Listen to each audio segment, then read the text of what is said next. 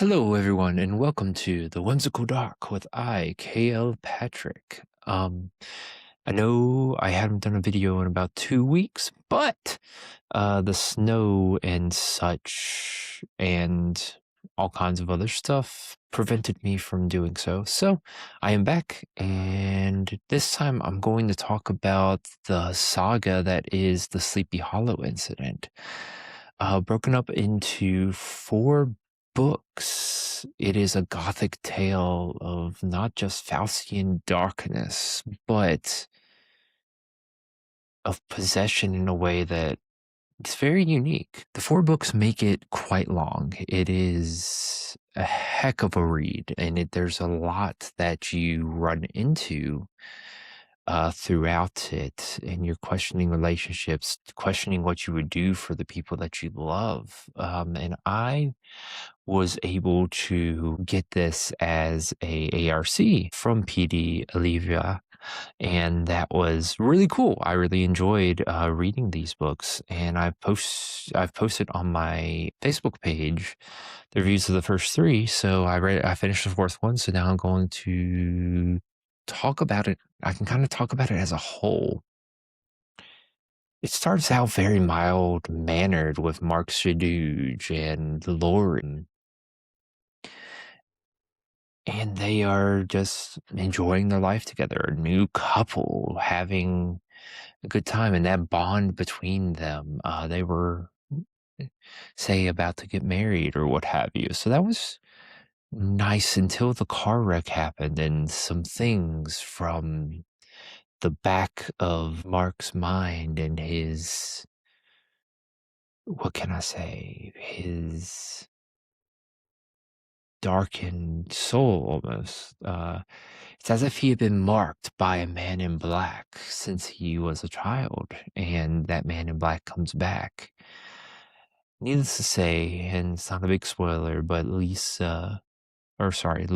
should have died in the car wreck, but she didn't because Mark made a deal with the devil. He made a deal with the man in black to save her and bring her back, and thus becomes a cosmic, almost Gothic tale of not just betrayal and darkness, but in ways that can rival the inner workings of Dracula. We see a lot of different characters, from Detective Carver to the FBI agent Henry, to Lori's mom, to Mark himself. And all of these people, including some kids, they all they all interlock in this almost endless story that goes back generations to the original Sleepy Hollow incident. And why Irving wrote of that was that it was inspired by something real that happened. And there's the old farmhouse, which is creepy and broken. And I think this book really explores so much, especially within different realms of the mind, so to say. Mark keeps getting pushed farther and farther from his body, keeps becoming more and more alone. And it's that romance, that love for Lori that pushes him to keep moving forward. And I think PD does an incredible job talking about these different things and these different people and these different interactions with one another, the hard relationships that we have, not just with our mothers, but our significant others, and all kinds of other things with each other, especially in a small town like Sleepy Hollow is. And the whole goal is to bring the demons into our realm to take it over.